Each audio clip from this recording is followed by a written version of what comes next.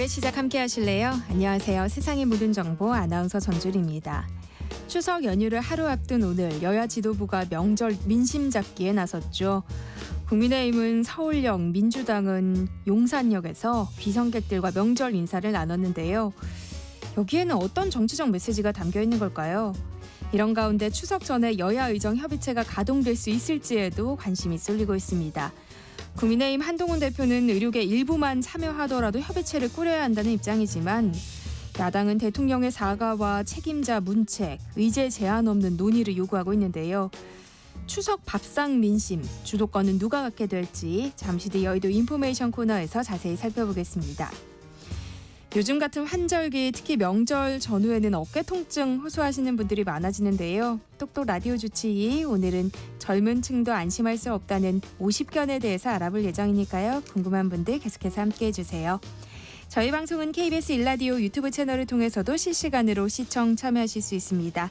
많은 관심 부탁드리면서 KBS 세상의 모든 정보 지금 시작합니다.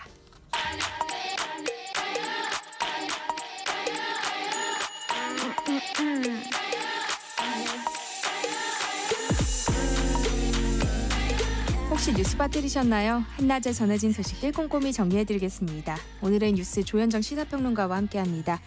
어서 오세요. 네, 안녕하세요. 네, 정부 여당이 추석 연휴 기간 동네 병원 8천여 곳에 이 문을 열 수 있도록 지원하겠다고 밝혔는데요. 의료계에서는 회의적인 반응이 나오고 있다고요. 네, 어제 정부와 국민의힘이 의료 대응을 위한 협의회를 열었고요. 이 자리에서 건강보험 수가 조정을 하고 또 응급의료센터에는 인건비를 지원하는 내용에 합의했습니다. 그래서 이를 토대로 연휴 기간 8천여 곳의 동네 병원 의원이 문을 열도록 지원을 한다는 거고요. 동시에 정부 여당은 의료진의 사법 부담을 덜기 위해서 의료사고 처리 특례법 제정을 추진하고 전공의들의 처우 개선을 위해서는 그 연속근무 단축하는 시범사업 지금도 하고 있는데 이걸 확대를 해서 근무시간 단축 시기를 앞당기는 방안도 검토한다고 합니다. 그런데 일단 의료계 반응은 좀 냉담하다고 해야 될까요? 회의적이기도 하고 실제로 이제 뭐 개원이 분들 이제 동네 병원 의원 얼마나 여는지 좀 살펴봐도 이제 뭐 몇천 원 주더라 이게 뭐 돈으로 얘기할 만한 건 아니지만 이렇게 그러면서 연휴에 일할 거냐 좀 사실은 그렇게까지 하고 싶지 않다라는 반응이 있고 문제는 이거 이렇게 해도 이거는 땜질식 처방이 아니냐 이런 반응이 나오고 있습니다. 어제 국회 대정부 질문에서는 의료 공백 사태에 대한 정부 책임론을 두고 공방이 벌어졌어요. 한덕수 국무총리가 의료 붕괴는 없다는 취지의 발언을 해서 고성이 오가기도 했다고요. 네, 그렇습니다. 야당 의원들이 이제 질의를 하면서 지금 국민들이 죽어나가고 있다 이런 지적을 했거든요. 거기에 한덕수 총리가 가짜뉴스다라고 반박을 한 거예요. 뭐라고 얘기를 했냐면 의료진들은 최선을 다하고 있고 그런 지적을 하는 건 의사와 간호사들을 모욕하는 것이다. 사망이 잇따르고 있다는 건 과장이고 죽어나간다는 표현은 나는 화가 난다. 또 증원해야 한다, 밀어붙여야 한다라고 말하고 있는 사람들도 많고 의료대란의 책임은 정부 포함해서 모두에게 있지만 그 책임의 첫 번째는 전공의들에게 있다.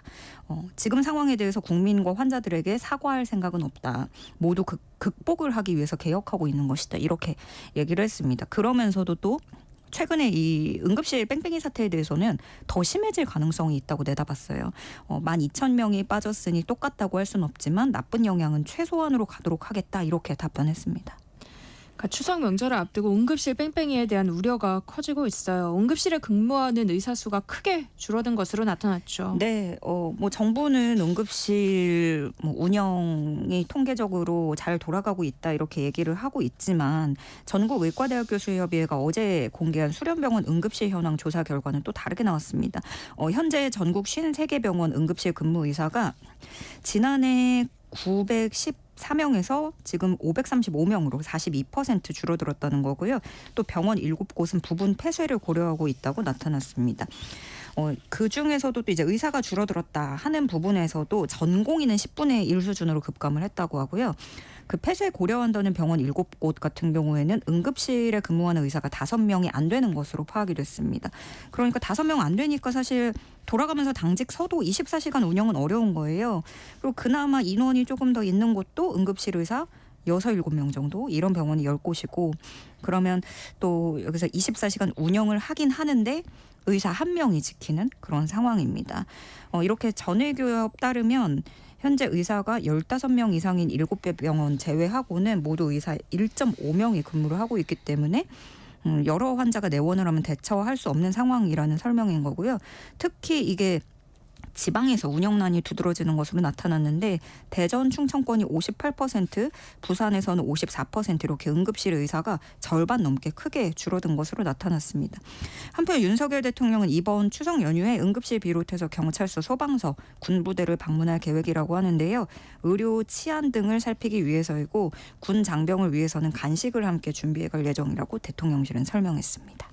감사원이 어제 대통령실 집무실과 관저를 용산으로 이전하는 과정에서 불법적인 의혹이 있었는지 감사 결과를 발표했어요. 네, 청와대에서 용산으로 이전하는 과정 다 보셨죠? 이게 지난 2022년 3월이었습니다. 당시에 대선 끝나고 당선인 신분이었던 윤석열 대통령이 갑작스럽게 대통령 집무실을 용산으로 이전한다고 발표를 했었잖아요. 근데 처음에 육군참모총장 공관으로 옮기려다가 리모델링에 시간이 걸린다고 해서 관저를 그러면 외교부 장관 공관으로 가겠다 해가지고 그때 당시에 기억하실 거예요. 처음으로 이제 서초동 자택에서 출퇴근을 하는 대통령이 됐었죠. 그때도 그 국방부가 급하게 자리를 내주고 또 거금을 들이는 거 아니냐 이런 우려가 쏟아졌었고 뭐 풍수 전문가라고 하는 사람이 옮길 관저를 방문한 것도 뒤늦게 알려지면서 논란이 일기도 했었습니다.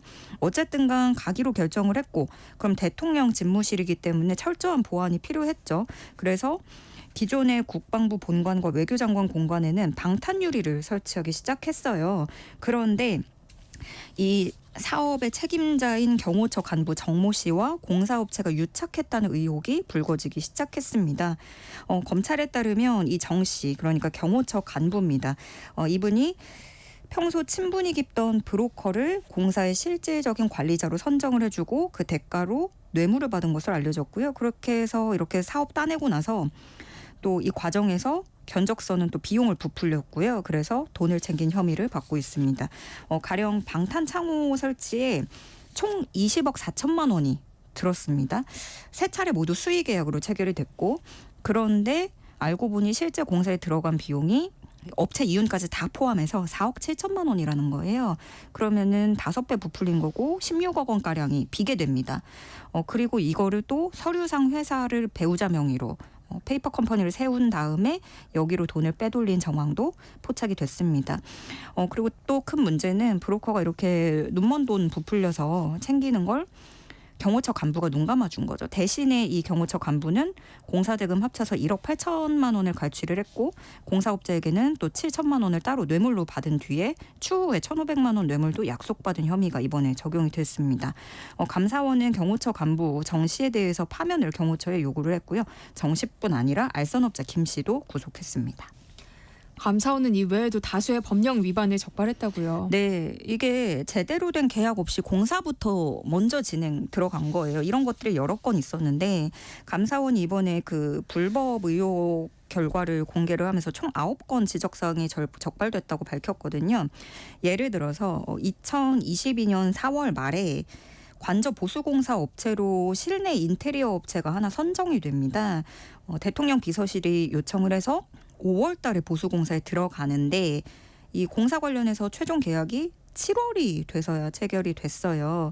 그러니까 공사 먼저 일단 들어간 건데 국가에서 공사 계약하면서 이 순서를 지키지 않았다라는 지적이 나오고 이렇게 되니까 문제가 뭐냐면 공사 내역을 반영하는 준공 도면 같은 걸 대통령실에서 못 받은 거죠. 네. 그런 상태에서 공사가 먼저 진행이 되다 보니까 이렇다 할 규정이 없고 규정에 맞는 준공 검사 안 된 겁니다.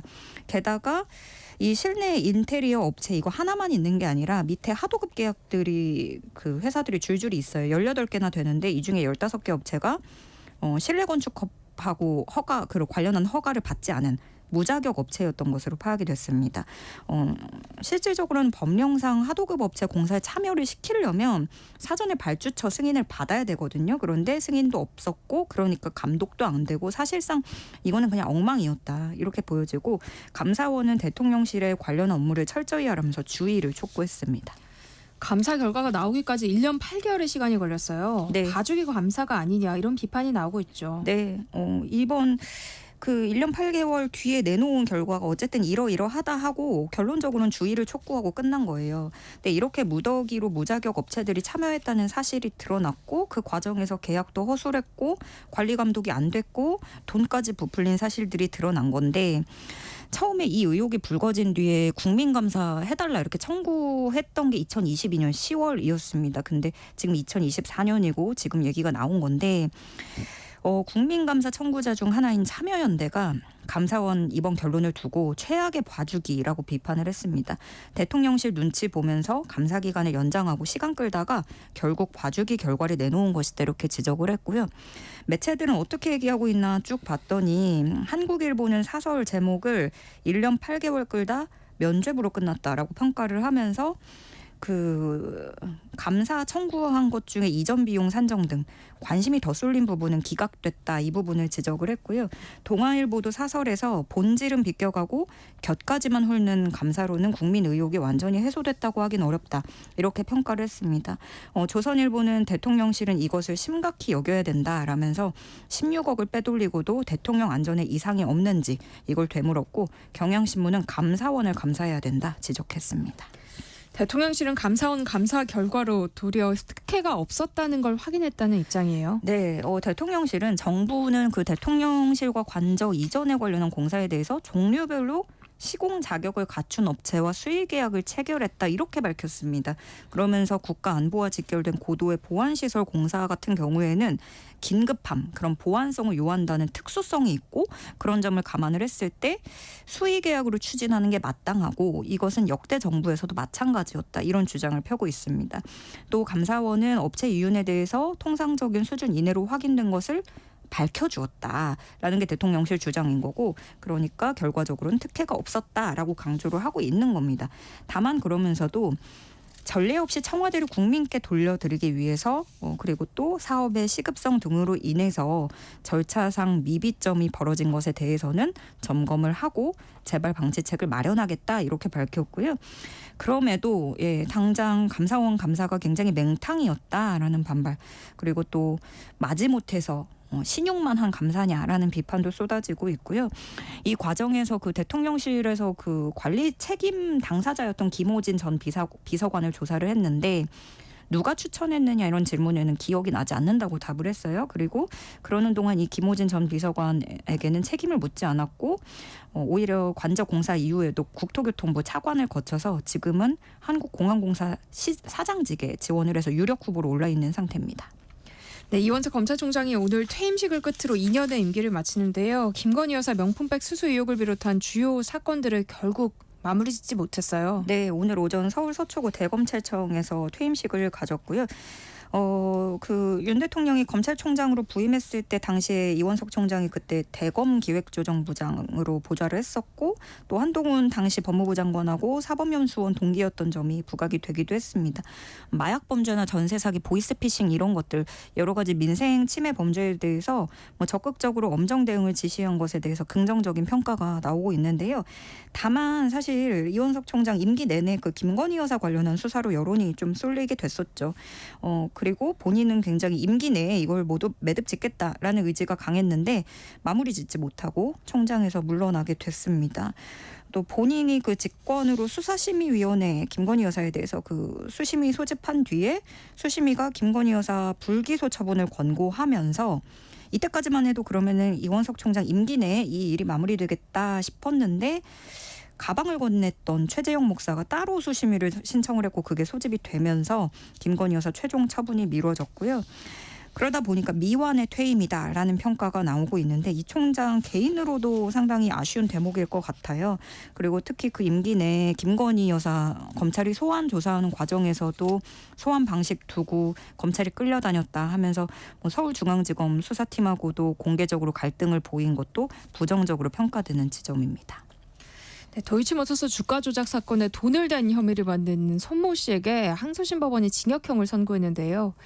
김건희 여사 수사에도 영향을 미치게 될까요? 네, 이번 항소심에서는 그 도이치모터스 주가 조작 과정에서 계좌를 제공했다고 하는 이른바 전주라고 하는 손모 씨에 대한 선고 여부가 관건이었습니다. 그러니까 계좌를 제공함으로써 전주 역할을 했고, 그런데 여기서 관건이 뭐냐면 그게 김건희 여사가 의혹을 받고 있는 내용과 같은 역할을 한 게 바로 이 손모 씨였다. 그렇기 때문에 이 손모 씨에 대한 판결이 어떻게 나느냐, 여기에 관심이 쏠린 건데, 1심하고 달랐던 게 그때는 손 씨가 무죄를 선고받았어요. 근데 검찰이 항소심 하면서 공소장에다가 방조 혐의라는 걸 추가를 했거든요. 그래서 이 방조 혐의가 인정되느냐 마느냐, 그러면 김건희 여사 연루 의혹에도 영향을 줄 수 있던 그런 점이 맹점이었고요. 항소심 법원은 1심에서 무죄였던 걸 뒤집어서 2심에 유죄로 내렸습니다. 징역 6개월에 집행유예 1년을 선고를 했는데요. 다만 1심과 마찬가지로 주가 조작에 직접 가담한 혐의는 무죄로 나왔습니다. 그러면 이렇게 되면 김건희 여사에게도 방조죄를 적용할 수 있는 길이 열리게 되는 거라서 검찰은 일단 그 장모 최은순 씨와 김건희 여사 그 계좌가 그 주가 조작 과정에서 주식 거래에 활용이 됐다라고 보고 있어요. 어쨌든간 이 항소심 결과 나오고 검찰로서는 셈법이 복잡해졌고 이것은 후임자가 맡을 몫이 됐습니다. 한낮의 교양 파트너 지금 여러분께서는 세상의 모든 정보와 함께하고 계십니다. 윤석열 대통령이 김건희 여사와 함께 추석 연휴 직후에 체코를 공식 방문할 것으로 알려졌어요. 네, 지금 뭐 대통령실을 둘러싼 잡음도 많은 상황인데 일단 추석 연휴 끝나고 직후에 19일부터 2박 4일간 체코를 공식 방문합니다. 우리 대통령의 체코 방문은 2015년에 박근혜 전 대통령 이후에 9년 만이고요. 앞서 그 체코가 원전 사업 우선 협상 대상자로 우리 한수원을 지정을 했잖아요. 그래서 본 계약까지 좀 사활을 걸기 위해서 가는 것으로 보여지고요. 공식 방문 첫날에는 체코 파벨 대통령과 단독 확대 회담을 열고 양국 관계 강화 방안을 논의를 하고요. 공동 기자회견을 열고 또 윤 대통령 내외가 공식 만찬에도 참석을 할 예정입니다. 네, 이제 미국 대선 이야기를 좀 해볼까요? 공화당 대선 후보인 트럼프 전 대통령이 민주당 대선 후보인 해리스 부통령과 추가 TV 토론을 하지 않겠다고 밝혔어요. 네, 이 첫 TV 토론 이후에 좀 열세가 느껴지고 있는 트럼프 캠프입니다. 추가 TV 토론을 하지 않겠다고 밝혔어요. 트럼프는 트럼프의 주장입니다만 뭐 자신이 해리스와의 토론에서 이긴 게 여론조사에 분명하게 나타났다 이렇게 주장을 했고 그러면서 시합에 진 선수가 재대결을 원하는 건데 해리스가 토론 끝나고 곧바로 2차 토론을 나에게 요청했다 이렇게 주장을 했습니다. 지금 트럼프는 계속해서 좀 해리스를 바이든하고 묶어서 바이든 행정부 이렇게 못하지 않았느냐 불법 이민자들이 대거 입국했고 인플레이션 이 상태가 됐다 해리스와 바이든이 미국을 파괴한 것이다 이렇게 강조를 하고 있는데 사실 토론 끝나고 쏟아지는 이런 말들 자체가 좀 본인의 열세를 드러내는 그런 걸 방증하는 것 같고요. 해리스는 TV 토론 이후에 트럼프와의 지지율 격차를 점점 더 벌려나가는 것으로 나타났습니다. 로이터 통신이 유권자 1,400여 명을 대상으로 조사한 최신 여론조사 보면 해리스가 47%, 트럼프가 42%를 받은 것으로 나타났습니다. 네, 오늘의 뉴스 여기까지 하겠습니다. 조현정 시사평론가와 함께했습니다. 고맙습니다. 고맙습니다. KBS 일라디오 세상의 모든 정보 함께하고 계신 지금 시각은 12시 38분입니다. 이 시각 교통정보 알아봅니다. 이 시각 교통정보입니다. 오늘부터 명절 분위기가 느껴지는데요. 도로 상황도 마찬가지입니다. 귀성길 차량들 조금씩 늘어가는 가운데 오늘 저녁부터 본격적인 정체 시작되겠습니다. 오후 4시에 출발하신다면 요금소 기준 서울에서 광주까지 5시간, 서울에서 부산까지 5시간 30분 예상됩니다. 이 시각 고속도로는 경부고속도로 부산 방향 한남에서 서초까지 정체인데요. 그 사이 서초나들목 2, 3차로에 고장난 버스가 서 있습니다. 이후 남사진이 일대 속도 내기 어렵고요. 천안나들목 4, 5차로에는 화물차 사고 나서 북천안 나들목부터 여파 받습니다. 반대 서울 방향 안성분기점 주의하셔야겠습니다. 추돌 사고 나서 일대로 3km가량 정체고요. 양재에서 반포까지 밀립니다. 논산 천안고속도로 논산 쪽 호정 1교에서 차량터널까지 정체입니다. 서해안고속도로 목포 방향은 조남분기점 1차로에 장애물 조심하셔야겠고요. 순산터널과 서평택 나들목부터 정체 시작됩니다. 나란히 가는 평택 시흥고속도로 평택 쪽도 남한산 분기점에서 속도 내기 어렵고요. 중부고속도로 남이 쪽은 호법에서 모가까지 또 청주 강서요금소에서 정체입니다. 중부 내륙고속도로 창원 쪽은 여주 분기점부터 10km 정체입니다. KBS 교통정보센터 서휘영입니다.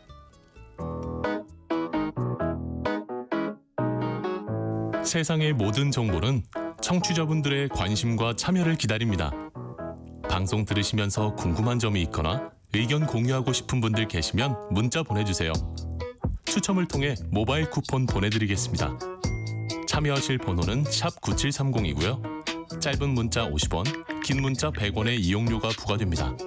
콩 게시판을 통해서는 무료로 참여하실 수 있고요. KBS 1라디오 유튜브 채널을 통해서도 실시간으로 시청 참여하실 수 있습니다. 청취자 여러분들을 여의도 정치로 안내해드리는 시간이죠. 여의도 인포메이션 문화일보 이은지 기자와 함께합니다. 어서 오세요. 안녕하세요. 네, 추석 연휴를 앞둔 오늘 여야 지도부가 명절 민심잡기에 나섰어요. 국민의힘은 서울역, 민주당은 용산역에서 귀성객들을 만났는데요. 이런 귀성 인사 장소에도 정치적 메시지가 담겨 있는 거죠. 네, 맞습니다. 국민의힘은 당초에 서울 만남의 광장을 명절 인사 장소로 고려를 했는데요. 바로 뒤에 일정과 동선을 고려해서 예년처럼 서울역으로 바꾸게 됐습니다. 서울 만남의 광장 역시 기차역이 아닌 고속도로 휴게소란 점만 다를 뿐 국민의힘의 텃밭인 영남으로 가는 경부선 방면으로 이동하는 차량들이 주로 들르는 장소예요. 네. 그래서 한동훈 대표와 지도부는 오늘 오전 9시 반에 추석 귀성 인사를 이제 서울역에서 한 뒤에 11시에는 서울 관악구의 아동복지센터를 찾아가 봉사활동을 했습니다. 추경호 원내대표는 이태원 참사 기억 소통 공간을 찾아 유족들을 위로했는데요.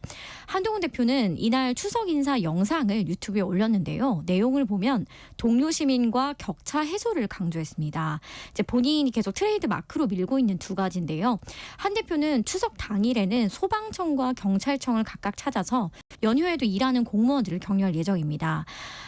반대로 민주당 지도부는 오늘 오전 9시 호남선으로 가는 이제 용산역으로 추석 귀성 인사를 나갔습니다. 어깨띠에는 국민 건강 민생 회복이라는 글귀를 넣었는데요.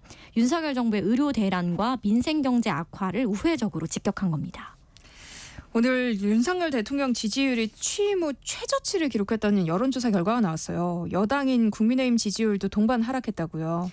네, 맞습니다. 추석 연휴를 앞두고 의료 대란 우려가 커지면서 의정 갈등 장기화에 따른 부정적 여론이 영향을 미친 것으로 보입니다. 한국갤럽이 지난 10일부터 12일까지 전국 성인 남녀 1,002명을 대상으로 조사한 결과 윤석열 대통령의 직무수행 긍정평가는 20%, 부정평가는 70%로 나타났습니다. 부정평가 이유로는 의대 정원 확대가 18%로 가장 높았는데요. 긍정평가 이유로도 외교가 15%, 의대 정원 확대가 14%로 상위에 올랐습니다. 부정과 긍정평가 이유로 정부의 의료개혁이 나란히 꼽힌 건데요. 국민의힘 지지율도 윤석열 정부 출범 후 최저치를 찍으면서 동반 하락했습니다. 한동훈 대표의 국민의힘도 윤석열 정부 지지율과 연동됐다고 보여지는데요. 국민의힘 지지율은 28%로 직전 조사 대비 3%포인트 하락했고요. 임기 중반에 20%대 벽이 무너질 수 있다는 우려가 여당 내에서도 커질 것으로 전망이 됩니다. 이번 조사는 95% 신뢰 수준의 표본오차 플러스 마이너스 3.1%포인트고요. 무작위 추출된 무선전화 가상번호의 전화조선 인터뷰 방식으로 진행이 됐습니다. 응답률은 10.4%고 자세한 내용은 중앙선거 여론조사 심의위원회 홈페이지를 참조하시면 됩니다. 부정평가 이유로 의대 정원 확대를 꼽은 응답자가 가장 많았던 거잖아요. 이렇게 되면 정부 여당이 여야 의정 협의체를 더욱 서두르지 않을까요? 네, 맞습니다. 지금 이제 한동훈 대표는 어떻게든 추석 밥상에 여야 의정 협의체를 올려놔서 중재자, 해결사로서의 면모를 부각하고 싶은 의지가 굉장히 강한데요. 지금 이제 전위교협 이라든지 여야 의정 협의체에 참여하겠다고 한 단체들은 원래부터 정부의 의대 증원에 찬성했던 곳이기 때문에 전공의들이 참여하지 않았는데 의사단체 일부와 이걸 먼저 띄운다는 건 어불성설이 아니냐라는 지적이 나오고 있습니다. 오늘 오후에 의협에서 이제 3시에 기자회견을 열고 여야 의정 협의체 참여 여부를 발표할 예정인데요. 그 결과에 따라서도 추석 전에 띄울 수 있을 것이냐 마느냐 그게 좀 결정될 것 같습니다. 근데 민주당이 미온적 입장을 보이고 있어요. 그래서 의협이 설사 들어온다 해도 민주당이 들어올 것이냐 이게 또 문제입니다. 민주당은 어제 25년도 의대 정원을 정부가 양보해야 한다라는 입장을 내면서 의사단체뿐만 아니라 야당을 테이블에 앉히는 게 더 힘들어지는 상황입니다. 그러니까 의료계가 여야 의정 협의체 참여 조건으로 요구하는 게 2025학년도 의대 증원 백지화 문제인데 이 문제에 있어서는 정부와 여당의 입장이 또 다르잖아요. 네, 맞습니다. 어제 고위당정협의회에서 한덕수 국무총리와 한동훈 대표가 이 문제로 이견차를 보였는데요. 한동훈 대표는 25년도 의대 증원 논의를 전공의들이 요구하고 있기 때문에 논의 테이블에 다 올려서 이야기할 수 있다고 열어두자라는 것이고요. 한덕수 국무총리는 25년도 의대 증원 논의는 끝난 것으로 더는 논의할 수 없다라고 팽팽히 맞섰습니다. 사실은 한 대표도 25년도 의대 증원 조정이 쉽지 않다는 거를 인지하고 있지만 이제 전공의들과 의사들을 앉히고자 하는 포석인데요. 정부와 엇박자를 내면서 한동훈 대표도 상황이 그렇게 한가한가요? 라는 날선 발언을 보이기도 했습니다. 그러니까 한동훈 대표는 협의체 구성에 의제나 전제 조건은 없다면서 중재자 역할을 자처하고 있는데 윤 대통령의 비공개 만찬에 초대받지 못한 것으로 알려지면서 당정 갈등의 앙금이 남아있는 게 아니냐 이런 지적도 나오고 있어요. 실제 분위기는 어때요? 당정 갈등의 앙금은 없어질 수가 없는 단계에 와 있고요. 윤석열 대통령과의 비공개 만찬이 이른바 번개에 의해서 이제 당일 갑자기 잡혔다고 해요. 그럼에도 불구하고 한동훈 대표를 배제하고 의정 갈등 이야기를 나눈 것은 분명히 당정 갈등, 당정 간 불통으로 비춰질 수밖에 없습니다. 한 대표가 이 만찬 바로 다음 날 기자들의 질문에 저는 모르는 일이라 답할 수가 없다라고 한 것도 대통령식을 우회적으로 겨냥을 한 것인데요. 지금 여야 의정 협의체에 사실상 정부가 적극적으로 나서지 않는 것도 윤 대통령과 한 대표 간 갈등이 무관치 않다라는 해석입니다. 민주당은 여야 의정 협의체 구성과 관련해서 이른바 3대 요구안을 내놓은 상황이잖아요. 이게 받아들여질 가능성도 현재로서는 거의 없어 보이죠? 네, 요구한 세 가지가 의제 제한 없는 논의, 합리적 추계를 통한 2026년 정원 결정, 그리고 대통령의 사과와 책임자 문책인데요. 이 마지막 이 대통령의 사과와 책임자 문책, 이 부분은 절대 동의를 할 수 없다는 게 정부 입장입니다. 이제 한 여권 관계자는 대통령은 아마 복지부 장차관이 일을 굉장히 잘하고 있다고 보더라라고는 말을 하더라고요. 그래서 이제 본인은 이제 의료 개혁이 지난 정부에서도 되지 못했는데 자신이 칼을 뽑아도록 하기 때문에 사과할 이유가 없다고 보고 있고요. 책임다 문책 같은 경우도 그러면 이 의료 개혁에 실책이 있다는 것을 인정하는 모양새가 되기 때문에 이 부분을 물러설 수 없다는 입장입니다. 그리고 복지부 장차관을 바꾸는 게 과연 이 사안의 본질이냐 아니다. 바꿔도 의사들이 논의 테이블에 앉을 것이냐 그거엔 동의할 수 없다라는 게 또 정부 입장입니다. 사실 민주당은 어제 열렸던 국회 본회의에서 김건희 여사 특검법과 이 최상병 특검법을 표결에 붙일 계획이었는데요. 추석 밥상 민심을 고려한 계획이었겠죠. 그런데 우원식 국회의장이 법안 처리를 일단 추석 이후로 미뤘어요. 여기에는 어떤 배경이 있었던 걸까요? 역시 의정 갈등이 가장 큰 이유일 텐데요. 이 추석 때 의료 대란이 우려되고 있는데 그 전에 여야 의정 협의체 출범에 집중해야 한다는 게 우원식 의장이 결단한 가장 큰 이유입니다. 추석 전에 정쟁의 소지가 될 수 있는 특검 법안을 민주당이 단독 처리할 경우에 여야 의정 협의체 추진도 깨질 수밖에 없고 추석 밥상에도 민주당의 특검법 단독 처리와 국민의힘의 거센 반발, 또다시 싸우는 모습만 올라갈 수 있다는 우려가 컸다고 보여집니다.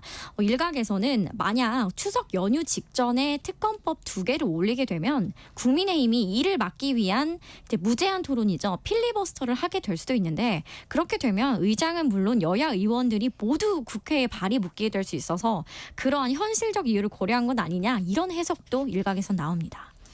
네, 지금 정치권에서는 김건희 여사의 공개 행보를 두고 논란이 이어지고 있습니다. 특히 지난 10일 김건희 여사가 이 마포대교를 도보 순찰한 것을 두고 여당 내에서도 비판의 목소리가 나오고 있는데요. 지금 정치권 분위기는 어떤가요? 이게 타이밍이 조금 공교로웠던 게 검찰 수사심의위원회가 최근 김건희 여사의 명품 가방 수수 의혹에 대해 불기소 권고를 한 이후에 마포대교 도보순찰을 나간 겁니다. 네. 이미 여론이 굉장히 좋지 않은 상황에서 너무 이르게 공개 행보에 나섰다라는 지적이 많은데요. 여당 내에서도 이 명품 가방을 받는 영상을 수많은 국민들이 직접 봤는데 이 불기소 권고에 대한 여론이 어떻게 좋을 수가 있겠느냐. 이러한 상황에서 마치 이른바 족쇄를 벗었다는 듯이 바로 공개 행보에 나선 것은 적절하지 못했다는 평가가 지배적입니다. 이런 상황을 대통령실이 모르진 않았을 것 같은데요. 이렇게 김건희 여사가 최근 들어서 공개 활동을 크게 늘리고 있는 배경은 뭘까요? 윤석열 대통령 부부가 19일부터 22일까지 체코를 시작으로 다시 전면적인 외교 행보에 나설 예정이라고 합니다. 이러한 공식 행보에 나서기 전에 워밍업을 하는 이제 준비 과정으로 보여지고요. 검찰 수사심의위에서도 불기소 권고를 했고 또 이 부속실 설치를 추진하고 있기 때문에 공개 행보에 문제가 없다고 판단한 것으로 보입니다. 하지만 여당 내에서도 이러한 행보를 두고 답답해하는 분위기는 분명히 있습니다. 네, 시선을 좀 돌려보겠습니다. 민주당 이재명 대표가 최근 김종인 전 국민의힘 비상대책위원장 그리고 이상돈 전 의원을 잇따라 만나서 만찬 회동을 했어요. 이 대표가 식사 정치에 나선 배경은 뭘까요? 김종인 전 국민의힘 비대위원장은 범여권으로 분류가 되고요. 이상돈 전 국민의당 의원은 중도로 분류가 됩니다. 결국 외연 확장에 방점을 둔 행보입니다. 특히 주목할 만한 점은 두 사람 모두 이재명 대표가 먼저 식사를 제안해서 이뤄진 것으로 알려졌는데요. 원래 이재명 대표가 굉장히 샤이한 스타일이라서 외부 인사들과 많은 접촉을 하는 편은 아니라고 알려져 있어요. 그럼에도 불구하고 본격적인 이 식사 정치로 대권으로 가기 위한 중도 외연 확장 또 자신의 포용력을 보여주는 것으로 해석이 됩니다. 네, 일부 야당 의원들이 윤석열 대통령 탄핵 준비 의원 연대를 결성했잖아요. 당내에서마저 너무 성급한 게 아니냐 이런 비판이 나오고 있다는데요. 이런 움직임은 또 어떻게 봐야 할까요? 네, 더불어민주당과 조국혁신당, 진보당, 사회민주당 소속 일부 의원들이 당을 초월해서 만든 야당 의원들의 모임입니다. 네. 그런데 이는 이재명 대표를 도와주는 행보라기보다는 개별 의원들이 탄핵을 원하는 자신의 지지층을 결집하고 소구하려는 활동으로 보는 게 중론이고요.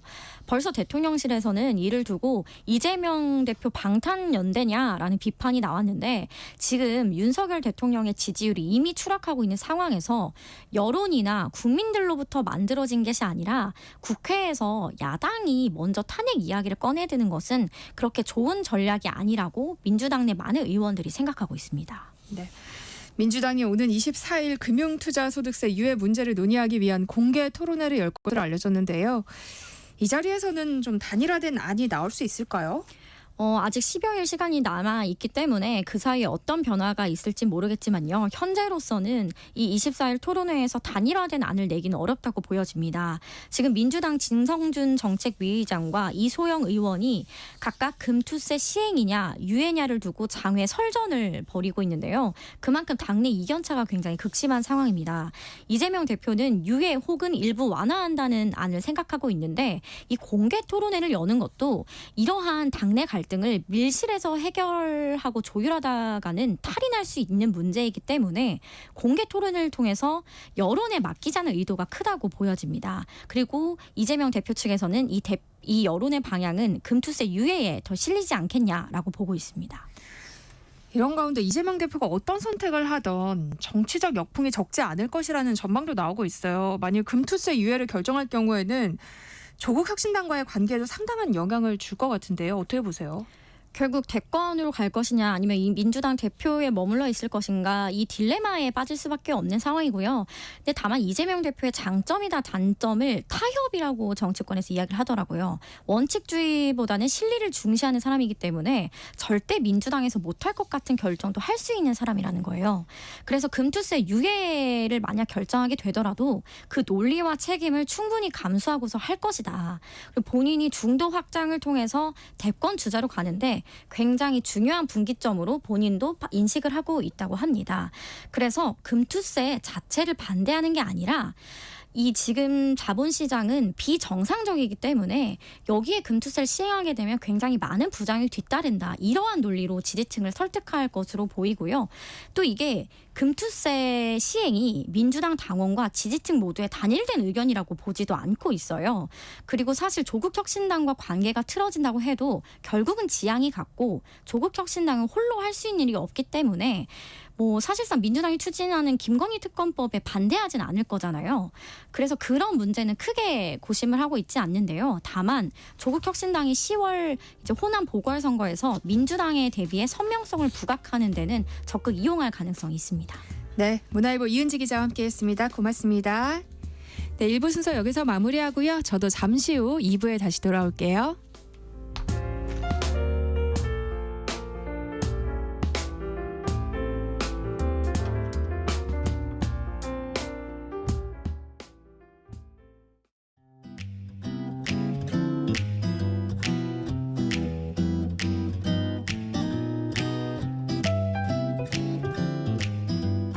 안녕하세요.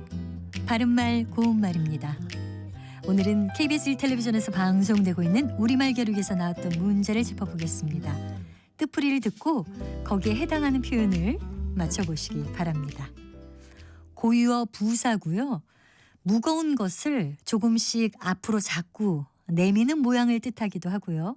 또 자꾸 꿈을 대거나 망설이는 모양을 뜻하기도 하는 사음절로 된 표현 무엇일까요?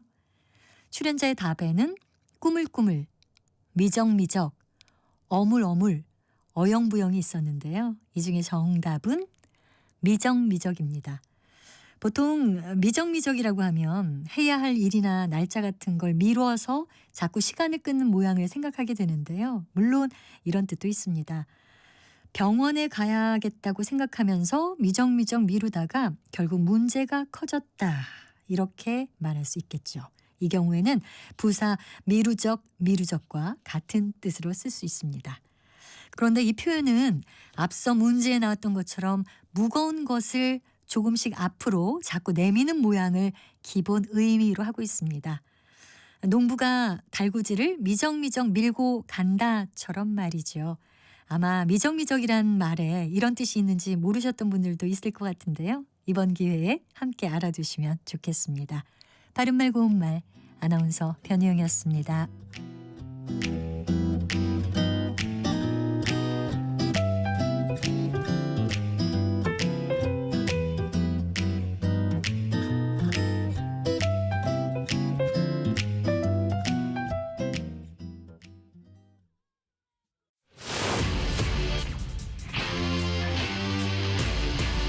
토론에 정답은 없습니다. 토론이 세상을 바꿀 수도 없습니다. 하지만 질문은 새로운 세상을 만들 수 있습니다. 질문으로 올바른 세상을 만드는 첫걸음. 평일 저녁 7시 20분 KBS 열린 토론.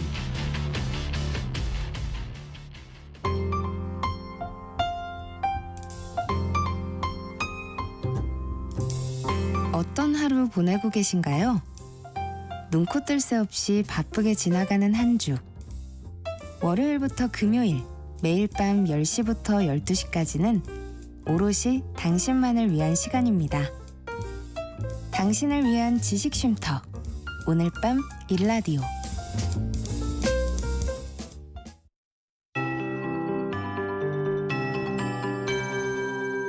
KBS 58분 날씨.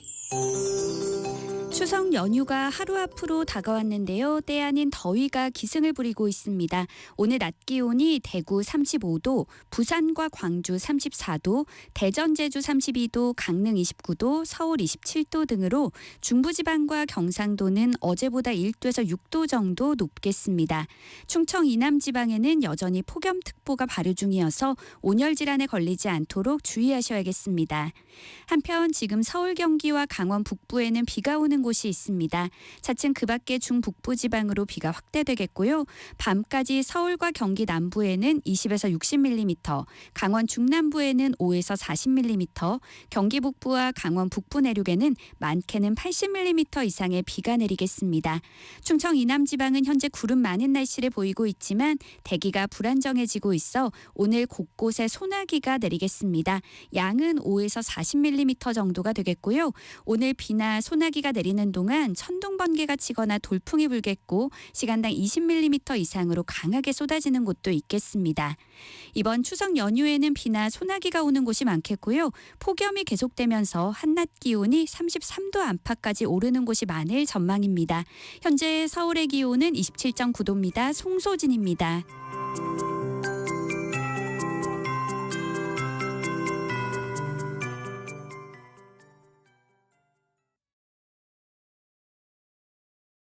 정성을 다하는 국민의 방송 KBS가 한시를 알려드립니다. AM 711kHz, FM 97.3MHz, KBS 1라디오입니다. HLKA.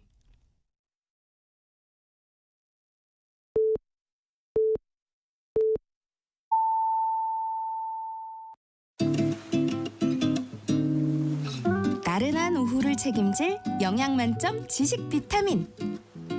세상의 모든 정보.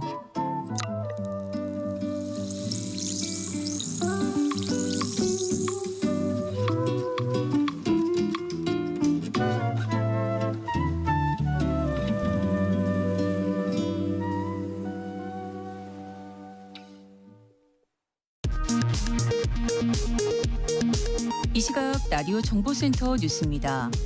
용산 대통령실 이전 과정에서 업체와 유착해 공사비를 부풀렸다는 의혹을 받는 대통령 경호처 간부와 브로커가 구속됐습니다. 추석 명절이 임박한 가운데 오늘부터 경증, 비응급 환자가 응급실을 찾으면 진료비의 90%를 본인이 부담해야 합니다. 정부는 최근 내수가 완만한 회복 조짐을 보인다는 평가를 2달째 이어갔습니다.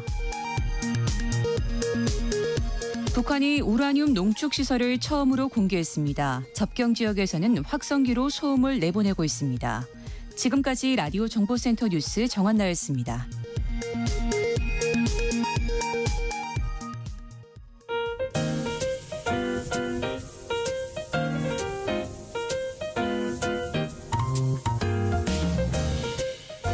정신없이 바쁜 하루, 지금 우리 주변에서 벌어지고 있는 사건 사고 소식들 한숨 돌리며 살펴보시죠. 하프타임 뉴스 임선은 뉴스캐스터와 함께합니다. 안녕하세요. 안녕하세요. 네, 경북 울릉군에 46년 만에 기록적인 폭우가 쏟아지면서 피해가 속출했어요. 네, 이틀 동안 300mm가 넘는 물폭탄이 쏟아졌는데요.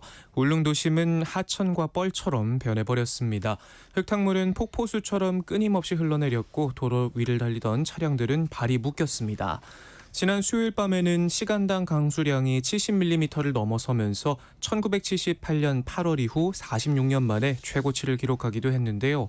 한때 호우경보와 산사태경보가 동시에 내려지기도 하면서 피해가 속출했습니다. 울릉읍과 서면 등에서 400가구, 주민 600여 명이 한때 마을회관 등으로 대피했고 사동리 한 주택에서는 40대 남성이 고립됐다가 구조되기도 했습니다. 또 울릉 일주도로와 울릉터널 등에서 토사 유출과 낙석이 발생하면서 도로 6개 구간이 통제되기도 했는데요. 울릉군은 추석 연휴가 코앞으로 다가온 만큼 주민과 귀성객 안전에 위해 응급복구에 총력을 기울일 방침이라고 밝혔습니다. 네, 본격적인 추석 연휴가 시작되는데 추석 연휴에도 이 늦더위가 계속된다고요. 네, 유독 뒤끝이 긴 더위가 계속해서 이어지고 있는데요. 이번 추석 연휴 기간 동안 다시 33도 안팎의 이례적인 폭염이 기승을 부릴 것으로 보입니다. 네. 연휴 기간 내내 낮 기온이 30도가 넘는 후덥지근한 날씨가 이어지면서 역대 가장 더운 추석으로 기록될 수도 있다는데요. 기상청에 따르면 추석 연휴 기간이 포함된 13일에서 19일은 아침 최저 기온이 17도에서 27도, 낮 최고 기온은 24도에서 33도로 예보됐습니다. 평년과 비교하면 5도가량도 높고요. 무더위는 밤까지 식지 않아 열대야도 계속된다고 하네요. 본격적으로 추석 연휴가 시작하는 토요일에는 경기 북부를 중심으로 일요일에는 영동과 영남 등 동쪽 지방에 비가 오겠고요. 이후 추석을 전후해서는 대체로 구름이 많은 날씨가 예상됩니다. 연휴 내내 구름이 많고 흐린 날씨가 이어지겠지만 추석 당일 보름달은 볼 수 있다고 하는데요. 서울의 추석 보름달이 뜨는 시간은 17일 오후 6시 17분으로 예상되고 일부 지역에서는 구름 사이로 보름달을 볼 수 있을 거라고 하네요.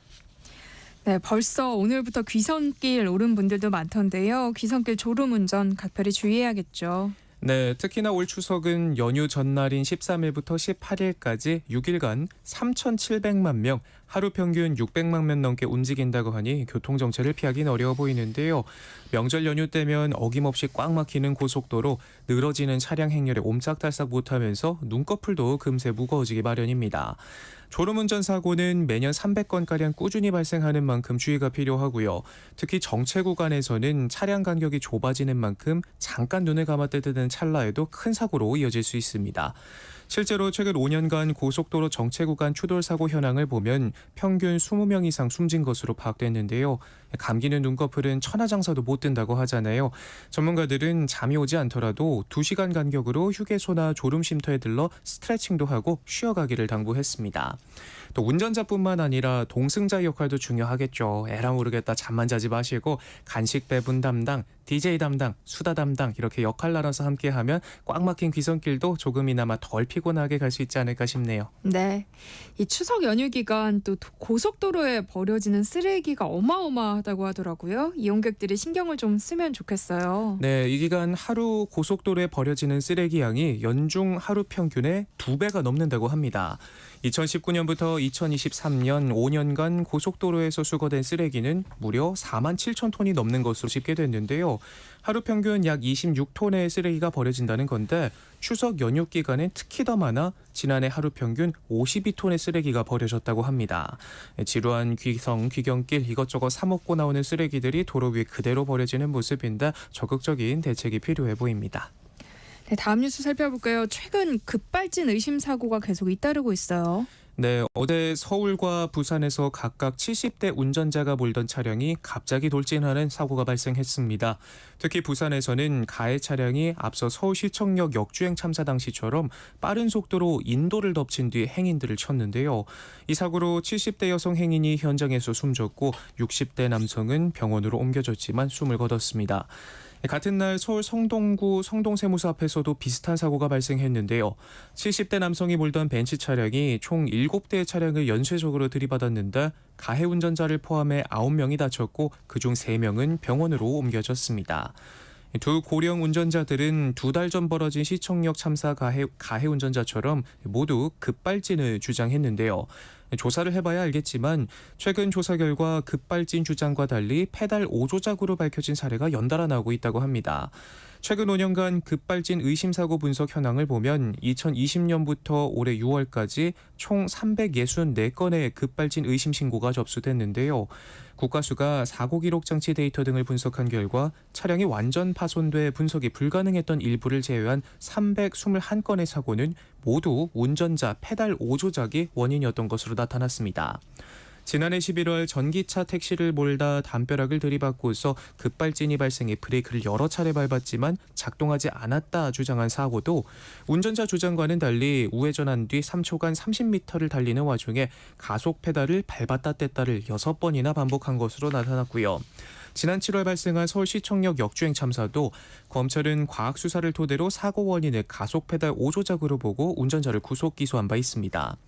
추후 재판 결과가 남은 상황에서 단정 지을 수는 없지만 사고 기록 장치나 CCTV를 비롯해 신발 바닥의 패턴 흔적 등으로 봤을 때 페달 5조작 사고 가능성에 무게가 실리고 있고요. 이를 두고 자동차 업계는 급발진 주장 사고가 경찰 수사나 국과수 등의 조사에 따라 페달 5조작으로 인한 사고가 분명함에도 그 결과를 믿을 수 없다고 주장하는 여론을 바로잡아야 한다 입을 모으고 있습니다.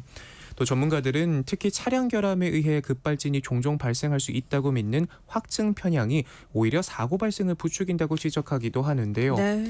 미디어가 내놓는 자극적인 급발진 영상이 자주 노출되면서 순간적으로 본인의 착각을 인정하지 않게 된다는 얘기인데 일각에서는 급발진 문제를 과학적으로 접근하기보다는 감정의 영역으로 받아들이기 때문이란 목소리도 설득력을 얻고 있습니다.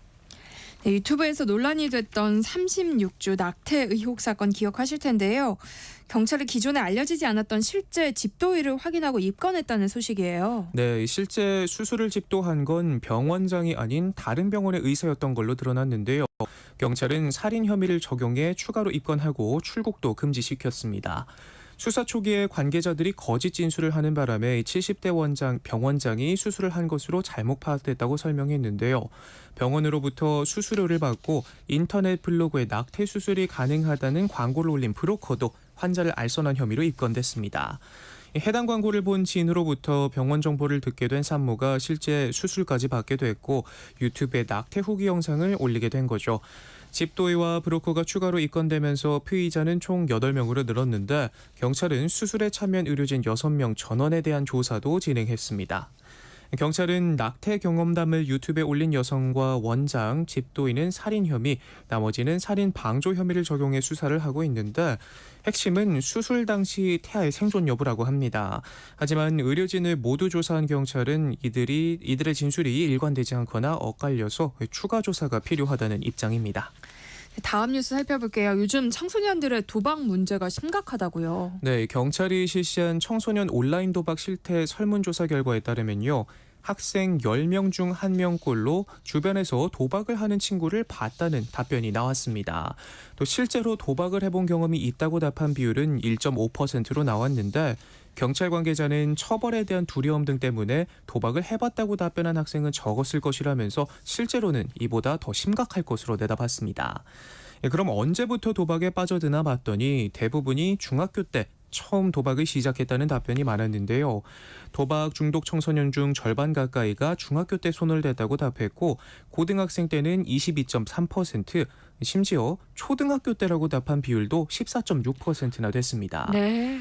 대부분은 친구의 권유나 유튜브 등 소셜 네트워크 서비스 광고를 본 뒤 도박을 시작했다고 답했는데요. 단기간에 소액의 도박 자금을 빌려주고 나중에 20에서 50% 이자를 뜯어내는 이른바 대리 입금 사례들도 있었습니다. 올해 고등학교를 자퇴했다는 한 학생은 바카라로 돈을 벌 수 있다는 친구들의 이야기를 듣고 중3 때 처음 온라인 도박을 시작했다고 합니다. 급기야 주변에서 돈을 빌려 도박을 하기 시작했고 빚은 1,500만 원까지 불어났다고 하네요. 그런데 이렇게 단순 도박을 넘어서 불법 사치에 손을 대거나 도박 사이트를 만드는 청소년들도 적지 않았다고 하는데요. 도박이 청소년들의 2차 범죄로까지 이어진다는 겁니다. 이번 서울경찰청 조사에서도 금품을 갈취하거나 중고거래 사기 등 불법적인 방식으로 도박 자금을 마련했다는 청소년들도 나오기도 했습니다. 학생들이 접하는 도박 사이트가 처음에는 마치 게임처럼 가상머니를 주고 유인을 해 게임인 줄 알고 시작했다가 중독되는 구조라고 하는데요. 전문가들은 도박 조직에 대한 처벌 강화와 더불어서 청소년 교육 강화가 모두 필요하다며 투트랙 대응이 필요하다고 지적했습니다. 요즘 최신 스마트폰 가격이 급등하면서 중고폰 가격도 가파르게 오르고 있다고요. 네, 요즘 나오는 최신 스마트폰 대략 얼마 정도 하는지 혹시 아시나요? 몰라요. 한 어느 정도예요? 자, 이것저것 욕심 좀 부려보면요. 200만 원을 훌쩍 넘어버리는데요. 와, 참 대단하죠. 이 때문에 스마트폰 인플레이션을 더한 폰플레이션이라는 말까지 나오는 요즘입니다. 천장 없이 치솟은 가격에 중고폰으로 눈을 돌리는 소비자가 많아지고 있다고 하는데요. 덕분에 중고 스마트폰 가격도 덩달아 오르고 있다고 합니다. 최근 5년간 중고폰 한 대당 평균 매입가는 약 12만 원에서 26만 원가량으로 2배 넘게 올랐는데요. 중고폰이라고 해도 내구성이 좋아졌을 뿐만 아니라 제조사에서 AI 기능 등 새로운 소프트웨어 업데이트를 주기적으로 제공해주다 보니까 구형폰에서도 다양한 기능을 똑같이 쓸 수 있어 새 폰이나 별반 차이가 없다는 겁니다. 또 소비자들이 새 스마트폰을 사더라도 비용 부담을 줄이려고 기존에 쓰던 기기를 중고시장에 발빠르게 내놓는다는 점도 중고폰 몸값이 뛴 데 영향을 미치고 있다고 하는데요. 예전엔 4년에서 5년씩 장롱에 넣어뒀던 이 휴대폰을 까맣게 잊거나 뒤늦게 파는 경우가 많았지만 최근엔 쓰던 폰을 팔면서 받은 돈을 보태서 이 새 폰을 구매하는 경우가 많다는 겁니다. 네. 국내에서 매입되는 중고폰의 상당수는 삼성전자의 스마트폰으로 올 상반기 70%를 차지했고요. 중고 수요가 높은 아이폰의 경우 평균 매입가가 17만 원대인 삼성에 비해서 49만 원대로 가격이 더 비싸다고 합니다. 이런 시장 성장 가능성을 높이 보고 이제 대기업과 통신업체들도 중고폰 시장에 뛰어들고 있다고 하는데요. 혹시 집에 옷장 어디 넣어둔 중고폰 있는지 한번 찾아봐야겠습니다. 네, 편의점 여성 아르바이트생이 숏컷 헤어스타일을 했다는 이유로 폭행을 당했던 사건 기억하실 텐데요. 당시 폭행을 가하는 남성을 말리던 50대 남성이 부상을 입기도 했는데 최근 이 남성이 의상자로 지정됐어요. 네, 보건복지부는 의상자 인정 직권 청구 심사 결과 이 50대 남성을 의상자로 최종 확정했습니다. 이 의상자는 직무의 행위로 위에 처한 다른 사람의 생명 또는 재산을 구하기 위해 직접적이고 적극적인 행위를 하다가 사망하거나 부상을 입은 사람을 말하는데요. 의상자로 지정되면 보상금 지급과 의료급여, 취업보호 등의 혜택을 받게 됩니다. 해당 남성은 지난해 11월이었죠. 진주시 하대동의 한 편의점에서 아르바이트생을 폭행하려던 20대 남성을 말리다가 똑같이 폭행을 당했는데요. 당시 20대 남성은 아르바이트생에게 머리가 짧은 걸 보니 페미니스트다, 페미니스트는 맞아야 한다 같은 폭언을 하면서 무차별 폭행을 가했고 이를 말리는 남성을 향해서는 플라스틱 의자로 머리를 내려치는 등 폭행을 가했다고 합니다. 이 때문에 이 남성은 얼굴에 골절상과 전치 3주의 상해를 입었고 병원 치료와 사건 수사 협조 등을 하느라 직장까지 그만두고 일용직을 전전해야 했다고 하고요. 아르바이트생은 영구적으로 청력 손실을 진단받았다고 하네요.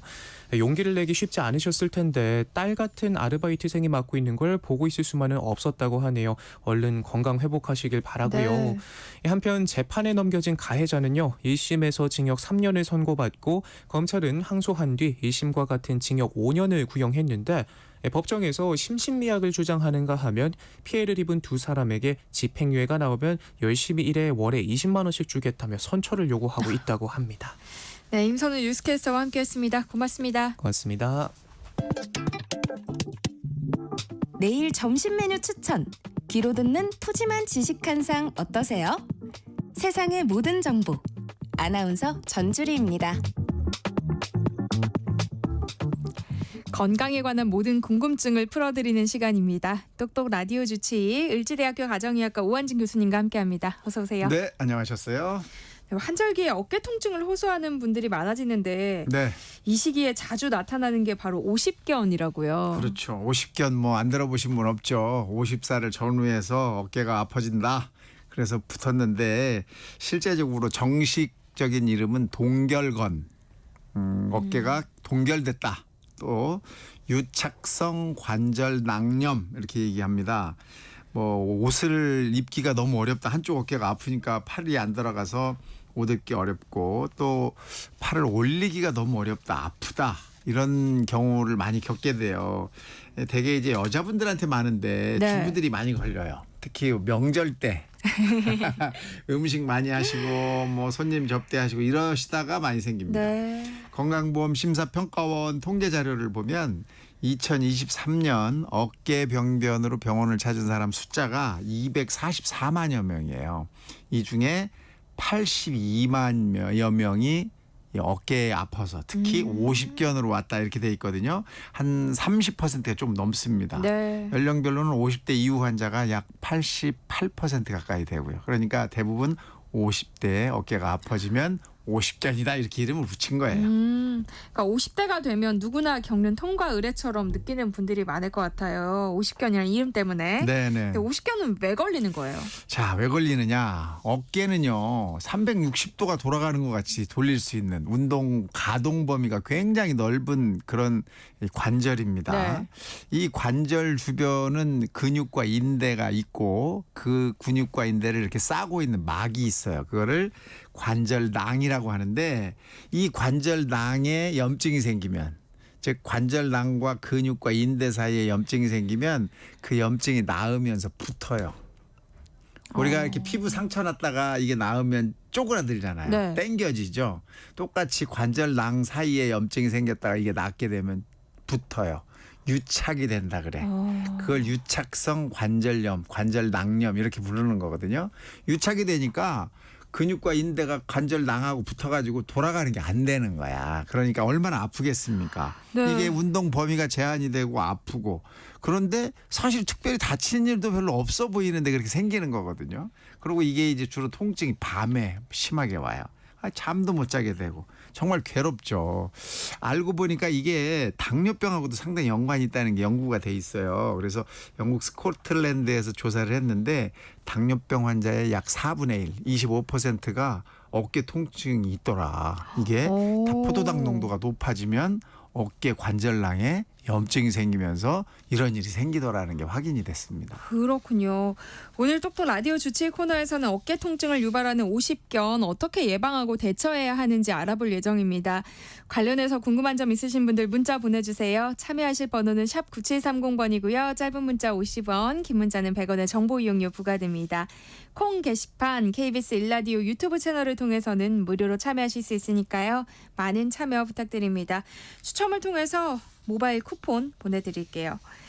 근데 50견이라고 해서 이게 50대만 또 걸리는 건 아니라면서요. 당연하죠. 다 50견은 50대만 걸릴 것 같지만 사실은 20, 30대, 40대까지도 걸립니다. 네. 2022년에 건강보험심사평가원의 통계를 따라 보면 20대에서 40대까지도 50견 환자의 20%를 차지하는 걸로 확인이 돼 있어요. 그래서 이분들은 50견이라고 할 수 없잖아요. 네. 30견, 40견 이렇게 이야기할 수 있죠.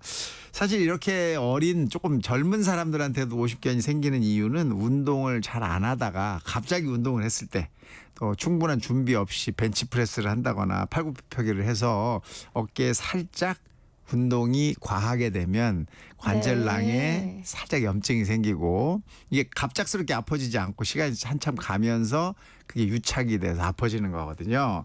또 PC, 스마트폰을 많이 보는 것도 문제가 있어요. 이것도 목과 손, 어깨가 이렇게 구부러진 상태로 무리가 되기 때문에 역시 어깨에 유착을 유발할 수가 있습니다. 그럼 50견이 여성에게 더 많이 발생하는 이유는 뭐예요? 여성들이 남성들보다 어깨를 특히 팔을 올려서 하는 일들을 더 많이 합니다. 빨래를 널거나 무거운 걸 이거나 치거나 이런 게 더 많아요. 남자들은 주로 아래로 들고 다니는 일이 많고 위로 잘 안 해요. 그래서 그러다 보니까 여자들이 훨씬 더 많이 오는 거 아니냐 이런 이제 이유가 하나 있고 또 하나는 관절이나 또는 뭐 혈관이나 또는 뼈나 이런 데에 아주 중요하게 도움이 되는 호르몬이 여성 호르몬이에요. 그런데 폐경이 되거나 완경이 되면서 이 여성 호르몬이 분비가 안 되잖아요. 네. 그럼 이런 도움을 주는 호르몬이 사라지니까 훨씬 더 많이 이런 염증들이 생기더라 이렇게 이제 알려져 있습니다. 그런데 50견이 생겨도 본인이 인지하지 못하는 경우가 많다면서요. 그렇죠. 왜냐하면 이게 내가 무리했나 봐 이러고 그냥 지나가는 경우가 많은 거죠. 그래서 내가 무리했으니까 좀 살살 써야지 좀 덜 써야지 그러면 안 아파지잖아요. 네. 근데 이제 그게 유착이 된 거니까 시간이 지나면 더 많이 아파질 일인데도 불구하고 지금 현 상태에서 내가 조금 덜 쓰니까 안 아프니까 그냥 지나가는 거예요. 그래서 이런 상태를 반드시 한 번쯤은 이제 확인을 해야 될 나이가 50대쯤 되면 해야 됩니다. 왜냐하면 팔은 이렇게 위로 들어서 하는 일을 많이 하지 않아요. 사실 나이가 들수록 이렇게 위로 드는 일이 별로 없어요. 뭐 만세 이런 것도 잘 안 하고 사실 운동도 공을 가지고 하는 농구나 이런 거 배구나 이런 걸 할 때는 팔을 들지만 그런 운동이 별로 없어요. 그러니까 드는 운동을 잘 안 해요. 그렇네요. 주로 그럴 일이 아래로 없겠어요. 들고 다니는 네. 끌고 다니는 운동을 하거든요. 그러다 보니까 아픈 줄을 잘 모르는 경우도 많습니다. 근데 이게 시간이 지나면 좀 낫는 병으로 생각하는 경우들이 많은 것 같은데요. 많죠. 왜냐하면 시간이 지나면 유착이 이게 움직일 때 아픈 거지 안 움직이면 유착이 그대로 굳어버리면 안 아파지잖아요. 그러니까 통증이 호전이 저절로 오거든요. 시간이 지나면. 그런데 어깨의 가동 범위가 좁아져요. 그래서 팔을 들으면 다 안 들어지고 반만 올라간다거나 4분의 3만 올라간다거나 이걸로 굳게 됩니다. 그러니까 통증은 없어졌는데 운동 범위가 줄어들어 버리는 거예요. 그래서 이게 그냥 나았나 보다라고 생각한 건데 마지막에 가보면 아닌 거죠. 나은 게 아니라 완전히 굳어서 기능적인 장애가 생겨버린 거거든요. 그러니까 한번 아플 때는 반드시 확인을 받으실 필요가 있어요. 그러니까 50견이 어떤 진행 과정을 거치면서 이제 병이 진행이 되나요? 네, 우선 오십견은 치료를 하면 금방 해결이 되는데 해결을 하지 않고 그냥 놔두면 맨 처음에는 통증기가 생깁니다. 아파요. 네. 우선 운동은 다 돼. 팔은 다 돌아가는데 할 때마다 아파요. 그러다가 조금 시간이 지나면 통증이 점점점 커지면서 어깨가 안 올라가고 못 올리게 되는 상황이 와요. 그때를 우리가 결빙기라고 하고 요거보다 조금 더 지나면 슬슬 통증이 줄어들어요. 아, 이때 그냥 나았다고 생각하기 그렇죠. 십상이겠어요. 맞아요. 요때 굳어버리니까 나은 줄 알아요. 하지만 운동 범위가 줄어드는 거죠. 팔이 다 안 올라가는 거예요. 그러다 마지막에 용핵인데 이때는 통증도 줄고 운동 범위도 조금 더 늘어나긴 합니다. 근데 완전히 늘어나지는 않아요. 그래서 이게 이제 기어있는 운동 장애가 남게 되는 거거든요.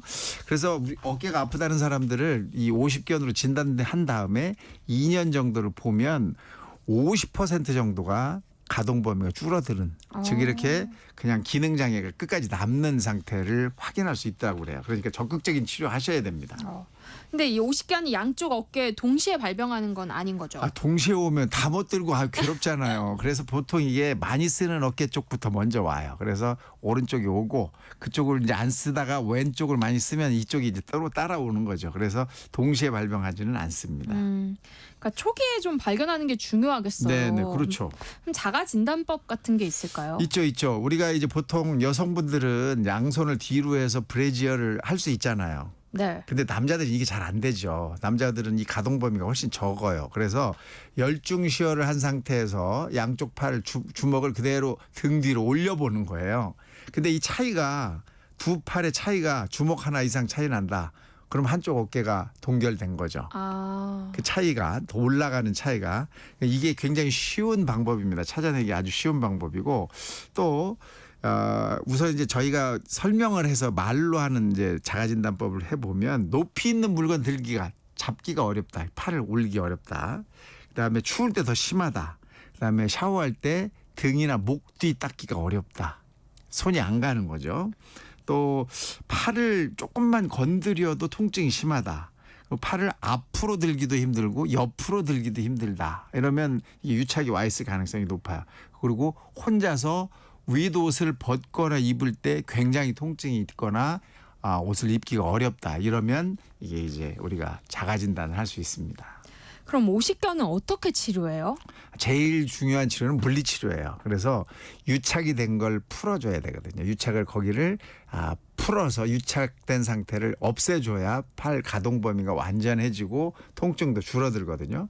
그런데 이게 굉장히 쉽지는 않죠. 왜냐하면 본인 스스로가 그렇게 인정 안 하기 때문에 굳어버린단 말이죠. 그러니까 처음 아플 때 우선 먼저 와서 물리치료를 하셔야 되고 두 번째 그다음에 최외 충격파라는 초음파가 있어요. 다다다다다 소리 막 나는 게 있는데 네. 그걸로 유착된 부위를 막 쏘면 그 유착된 부위가 풀어져요. 그래서 이런 초음파 충격 범위로 치료를 하는 게 조금 도움이 많이 됩니다. 그래도 안 되면 그때는 이제 뭐 수술해야죠. 수술적인 방법을 동원해야 돼. 그러니까 일찍 확인하시고 물리치료를 통해서 하셔야 됩니다. 최근 또 이제 자녀들이 부모님을 위해서 안마의자 선물해 드리기도 하잖아요. 우리 집은 아직 안 왔는데. 이게 50견에 도움이 될까요? 안마의자 쓰시면 이제 근육을 조금 이렇게 이완시켜 주는 것 같고 이렇게 막 주물러 주잖아요. 네. 그다음에 따뜻하게 해주니까 도움되는 것 같은데 네. 사실 50견은 가동 범위가 확실히 돌아야 되거든요. 근데 안마의자로 팔을 돌려주지는 않잖아요. 그러니까 50견 환자한테서는 안마의자가 그렇게 큰 도움이 되지는 않습니다. 예. 그럼 50견에 좋은 스트레칭법이 따로 있어요? 그럼요. 스트레칭을 하셔야 돼요. 이 네. 어깨는 스트레칭이 제일 중요합니다. 그래서 수건을 이렇게 등 닦듯이 잡으시고 네. 위로 올렸다 내렸다 하는 거예요.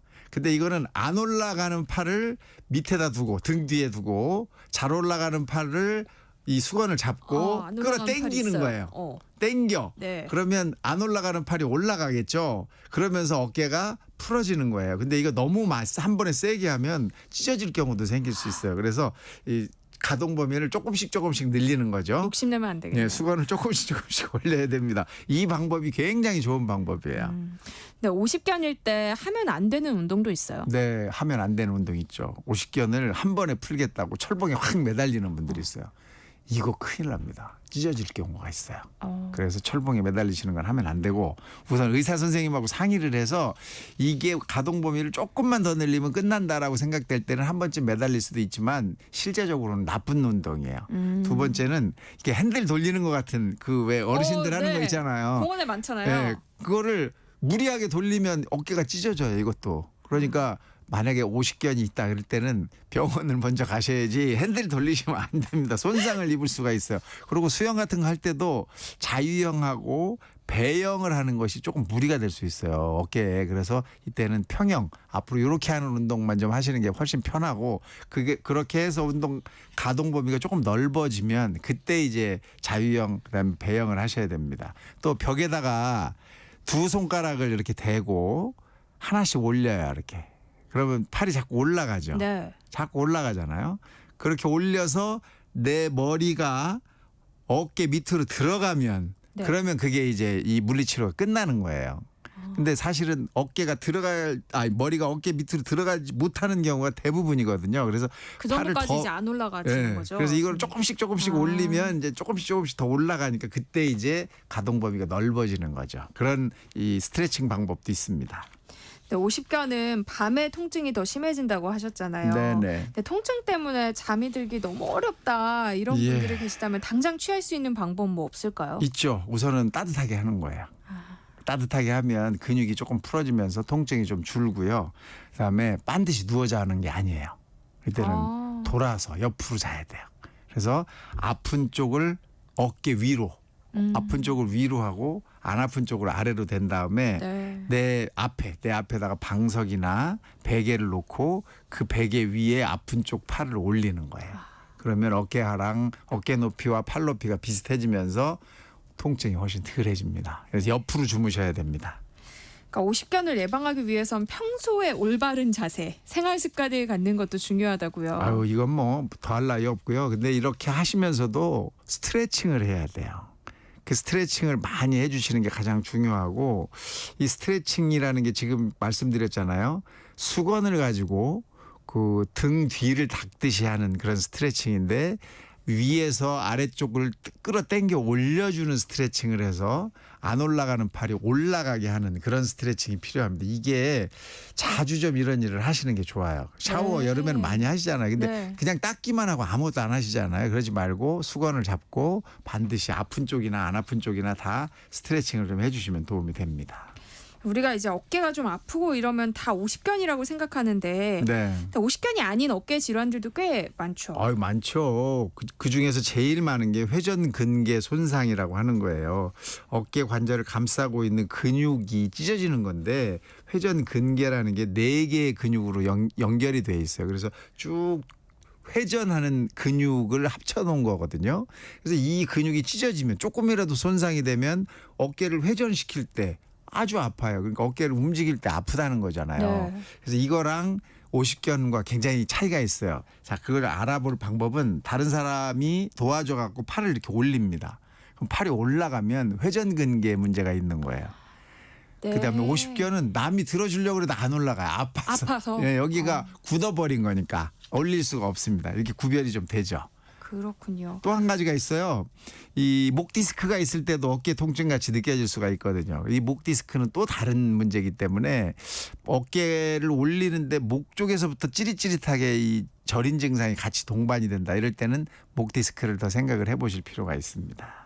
네, 똑똑 라디오 주치 오늘은 50견 발병 연령대가 점점 더 낮아지는 이유는 무엇인지 또 어떻게 예방하고 대처해야 하는지 이야기 나눠봤는데요.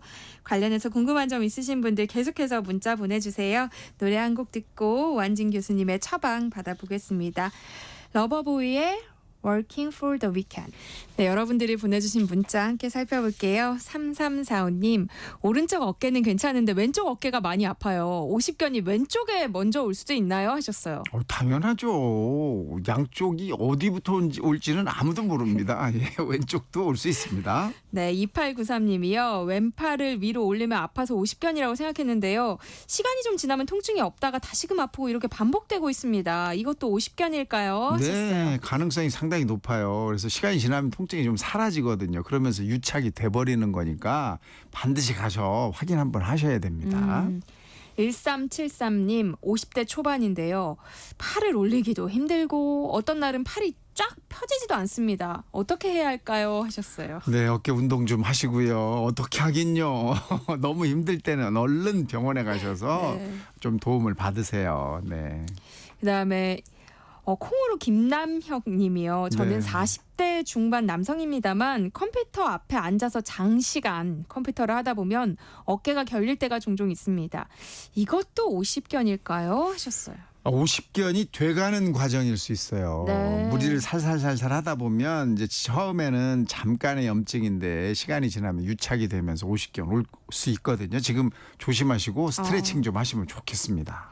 네, 3595님. 저도 어깨 통증으로 병원 진료를 받고 비타민 주사도 맞았는데요.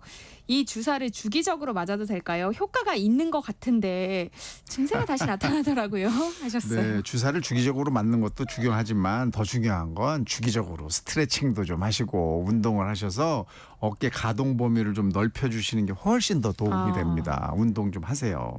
3734님은요. 50견이 있으면 손저림도 오나요? 하셨어요. 아닙니다. 50견은 손저림은 없어요. 그러니까 손저림이 오면 디스크가 있는지 이런 것부터 좀 확인하셔야 됩니다.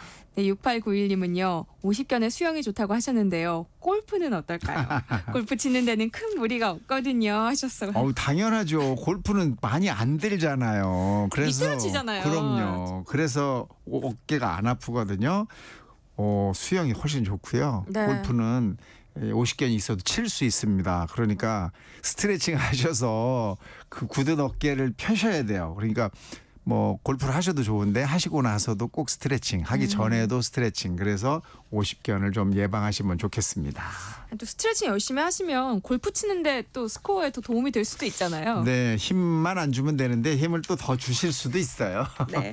똑똑 라디오 주치 오늘 여기까지 하겠습니다. 을지대학교 가정의학과 오한진 교수님과 함께했습니다. 고맙습니다. 감사합니다.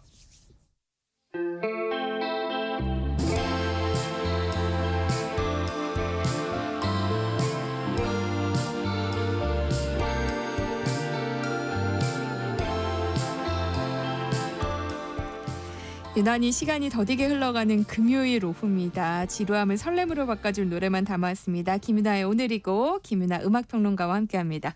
어서 오세요. 안녕하세요. 김윤아입니다. 벌써 귀성길 행렬이 시작됐어요. 그렇다고 차 하더라고요. 엄청 막히죠.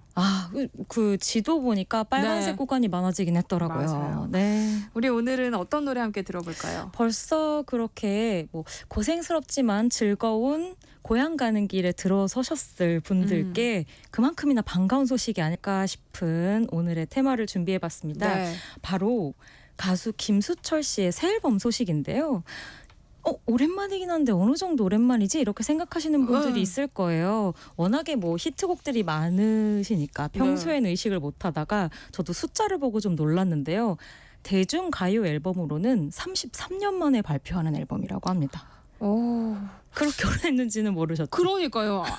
그동안 좀 약간 다방면에서 활동을 하셨었잖아요. 맞아요. 근데 앨범은 왜 33년 만에 내신 걸까요? 그렇다고 하더라고요. 그래서 저도 좀 놀라기도 했고 많은 분들이 또 반가워하실 텐데 사실 일부러 그렇게 33년 동안 안 낸 건 아니라고 합니다. 네. 곡도 이미 뭐 1000여 곡 정도 준비가 되어 있었고 계속 생각은 있었는데 원래 김수철 씨가 최근에 이제 열심히 작업을 하고 있었던 것이 국악과 양악의 조화 뭐 이런 부분이었잖아요. 워낙 그쪽에 좀 몰두를 하다 보니 대중가요 앨범 발매가 좀 늦어졌다는 말을 하더라고요. 이번 앨범 너는 어디에라고 하는 제목으로 나왔고요. 데뷔 45주년 기념 앨범이기도 합니다. 이 앨범 같은 경우에 그러면 33년 동안 안 나왔는데 어떤 연유로 시작이 됐을까 궁금하신 분들도 계시잖아요. 김수철 씨가 마치 신의 계시를 받는 것처럼 작년에 자신의 평생 꿈이었다고 하는 한 공연을 마치고 이 앨범 작업에 들어갔다고 하더라고요. 기억하시는 분들이 계실 텐데 작년에 김수철 씨가 동서양 백인조 오케스트라 공연을 열었어요. 이거 아마 김수철 씨 팬분들이라면 다들 알고 계실 거예요. 정말 평생의 염원이었다고 하고요. 세계 최초로 열리는 형태의 공연이기도 해서 김수철 씨가 자신의 어떤 음악적 노력도 많이 했지만 심지어 투자받기가 좀 어려워서 한 10억여 원 가량의 제작비도 자신이 투자를 해서 공연을 올렸다는 이야기를 할 정도로 네. 애정을 가득 담아서 만든 공연이었습니다. 이 공연에 이제 정말 많은 분들이 찾아와서 관람을 해주셨다고 하는데 저는 그때 김수철 씨가 좀 내가 대중들에게 이렇게 오랫동안 사랑을 받고 있구나. 대중들이 많이 사랑했던 음악을 다시 들려주고 싶다는 마음이 들었던 게 아닐까 하는 생각이 들어요. 실제로 그 공연에서도 김수철 씨가 관객분들에게 여러분들이 제 음악을 들어주셔서 돈도 벌고 밥도 먹고 이렇게 하고 싶은 국악 실험도 할 수 있었다. 너무 감사하다. 보답하는 마음으로 준비했다고 이야기를 했다고 하는데요. 이번 앨범도 그 연장선이 아닐까 싶습니다. 그렇게 나온 새 앨범에는 어떤 곡들이 담겨 있을지 궁금하네요. 제가 보장하는데 김수철 씨의 가요곡들 좋아하셨던 분들이라면 진짜 좋아하실 만한 곡들이 많이 담겨 있어요. 우선 8곡이 담겨져 있는데 김수철 씨 하면 제일 먼저 떠오르는 게 작은 거인 그리고 원맨 밴드 이렇게 두 가지잖아요. 역시나 이번에도 김수철답게 혼자서 작사, 작곡, 편곡, 연주를 전부 도맡아서 네. 했고요. 너는 어디에라는 앨범 제목은 이제 첫 곡이자 이 앨범에서 가장 김수철표 발라드 같은 곡으로 수록되어 있는 곡의 제목입니다. 그리고 이외에도 나무, 아자자 이렇게 세 곡이 트리플 타이틀로 음원 사이트엔 체크가 돼 있더라고요. 근데 성격이 완전히 달라서 제가 어떤 곡을 가지고 올까 고민을 좀 하다가 네. 김수철 씨 특유의 그 펑펑 튀는 에너지를 느낄 수 있는 곡을 하나 가지고 와봤어요. 요즘 어려움을 겪고 있는 특히 젊은이들, 자신과 동년배도 마찬가지고 그분들에게 힘을 주고 싶다는 마음으로 작업했다고 하는 아자자 제목부터 힘이 나죠. 네. 이 곡을 한번 준비해봤습니다. 김수철의 아자자 듣고 올게요.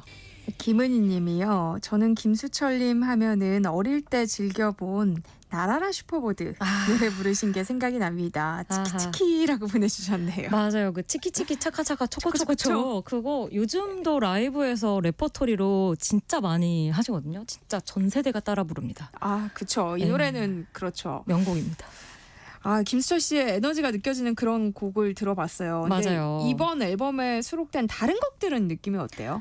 진짜 다른 곡들은 느낌이 또 완전히 달라요. 그래서 네. 앞서 말씀드린 것처럼 그 김수철표 발라드 좋아하시는 분들은 너는 어디에 꼭 한번 들어보시라고 말씀드리고 싶습니다. 그리고 이제 나머지 곡들 가운데에는 방금 들려드린 아자자처럼 이 김수철 씨의 기타리스트로서의 야망이 느껴지는 곡들도 상당히 많이 담겨 있는데요. 이 김수철 씨 같은 경우에는 한국 음악사에서 정말 많은 독특한 지점을 가지고 있는 아티스트인데 특히 기타리스트로서도 정말 손꼽히는 인물이에요. 그래서 신중현 씨 이런 분들 이후 그 라인업에서는 한국의 기타리스트 얘기할 때 절대 빠지지 않는 인물 가운데 하나고요. 그래서 이번 앨범에서도 멈추지 않습니다. 그래서 방금 들으신 아자자 같은 경우에 원곡 지금 들으신 곡은 한 3분 좀 넘는 곡인데 이걸 10분짜리 대곡으로 만든 야야 아자자라는 곡이 있거든요. 네. 이거 들으시면 기타 타고 우주로 날아가실 수 있고요. 그리고 마지막 곡은 또 최근에 김수철 씨가 아주 턴착하고 있는 국악과 양악의 융합이죠. 기타산조. 라고 하는 이 곡이 또 수록이 되어 있어요. 정말 1번부터 8번까지 김수철의 음악 여정 그 자체라는 마음이 드는 작지만 꽉 찬 김철 씨 같은 앨범입니다. 네, 오랜만에 가수 김수철 씨 목소리 들으니까 너무 좋다, 반갑다 이런 문자들이 많이 오고 있거든요. 네. 근데 이분은 밴드로 음악 활동을 시작하셨죠. 그럼요. 김수철 씨가 음악 시작한 게 70년대니까 이때는 통기타 음악 하시는 분들도 있었지만 음악한다고 하면 밴드가 기본이었죠. 저도 알고 보니까 그 KBS 라디오를 통해서 처음 데뷔를 했다고 하더라고요. 네. 그때 젊음의 찬가 라는 그 프로그램이 있었는데 여기에서 퀘스천이라고 하는 밴드로 처음 대중의 선을 보였고 이제 이듬해부터 작은 거인 자신을 메인으로 하는 팀을 또 결성해서 많은 사랑을 받게 됐었죠. 별리 못다 핀 꽃 한 송이 이런 곡들로 80년대에는 솔로로도 참 많은 사랑을 받았는데요. 제가 지금 여러분들이 계신 그곳을 작은 노래방으로 만들어드리고 싶어서 이 곡을 한번 준비해봤거든요. 네. 못다 핀 꽃 한 송인데 김수철 씨가 진짜 기타로는 불을 뿜지만 네. 이런 곡 부를 때는 그 특유의 애수라고 해야 할까요? 그 정서가 정말 바다처럼 흐르는 아티스트가 아닌가 싶습니다. 네. 지금 귀성길 차 안에서 운전하고 계신 분들 차 안을 노래방으로 한번 바꿔보시죠. 네. 김수철의 못다 핀 꽃 한 송이 듣고 올게요. 네, 김수철의 못다 핀 꽃 한 송이 듣고 왔습니다. 네. 노래 나가는 동안 다들 따라 부르셨는지 모르겠네요. 네. 네, 이런 히트곡을 낸 이후에 또 다른 방식으로 음악 작업을 이어가서 주목을 받았어요. 사실 정말 다양한 음악적 이력을 가진 아티스트거든요. 네. 아까 나라라 슈퍼보드 네. 그 애니메이션 주제곡으로도 정말 큰 사랑을 받았고 이외에도 영화 고래사냥 빼놓을 수 없잖아요. 나도야 간다나 80년대에도 청춘의 아이콘으로서도 큰 사랑을 받았고 90년대부터는 아마 우리가 기억하고 있는 웬만한 국가 행사 스포츠 기념식 같은 곳에는 거의 전부 김수철 씨의 음악이 사용됐다고 보시면 될 것 같아요. 대전 엑스포, 한일 월드컵 2002년 개막식 가장 최근까지는 평창 동계올림픽 2018년에 있었던 행사까지도 그 김수철 씨의 음악과 특유의 그 기타 산조가 또 계속해서 사용이 되어 왔습니다. 45년 동안 정말 오랜 길을 걸어왔는데요. 그래도 제가 이제 오늘 무슨 노래 들어볼까 하면서 이것저것 찾다 보니까 역시 대중분들과 많이 호흡했던 그 히트곡들의 흔적을 지울 수가 없더라고요. 아마 김수철 씨도 음악적으로 뿌듯한 건 기타 산조일 수 있지만 또 한편으로는 무대 위에서 관객과 교감하는 데에는 이번에 새로 앨범을 낸 그 대중가요 형식의 곡들을 마음속에 많이 넣고 있지 않을까 싶더라고요. 네. 제가 최근에 그 DMZ 피스트레인이라고 하는 또 이제 철원에서 열리는 여름 페스티벌이 있었는데 거기 김수철 씨가 마지막 헤드라이너로 등장을 했었어요. 네. 마지막 날. 근데 그 페스티벌이 10대, 20대, 많아도 한 30대 정도까지 관객들이 진짜 많거든요.